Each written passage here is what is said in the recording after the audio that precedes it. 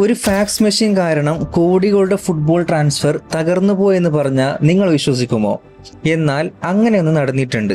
Football ചരിത്രത്തിൽ നിരവധി വലിയ ട്രാൻസ്ഫറുകൾ നടന്നിട്ടുണ്ട്. എന്നാൽ അതിൽ ചില ട്രാൻസ്ഫറുകൾ അതിശയകരമായ കാരണത്താൽ തകർന്നു പോയിട്ടുമുണ്ട്. അത്തരത്തിൽ ഏറ്റവും പ്രശസ്തമായ സംഭവങ്ങളിൽ ഒന്നാണ് ഡേവിഡ് ഡെഹയുടെ മാഞ്ചസ്റ്റർ യുണൈറ്റഡിൽ നിന്ന് റിയൽ മാഡ്രിഡിലേക്കുള്ള ട്രാൻസ്ഫർ. വർഷം 2015. ഡേവിഡ് ഡെഹയ ലോകത്തിലെ ഏറ്റവും മികച്ച ഗോൾ കീപ്പർമാരിൽ ഒരാളായി കണക്കാക്കപ്പെട്ടിരുന്ന സമയം കൂടിയാണ്.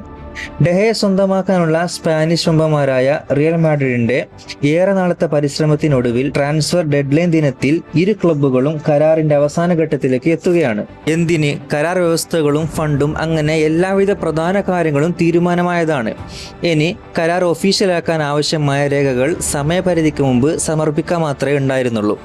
അന്നത്തെ കാലത്ത് നടപടിക്രമങ്ങളിൽ ചില രേഖകൾ ഫാക്സ് മെഷീൻ വഴിയാണ് കൈമാറാറുണ്ടായിരുന്നത്.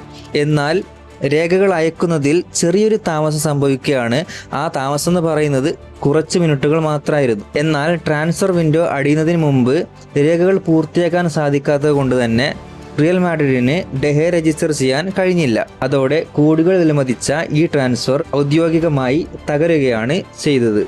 എന്താ അല്ലേ?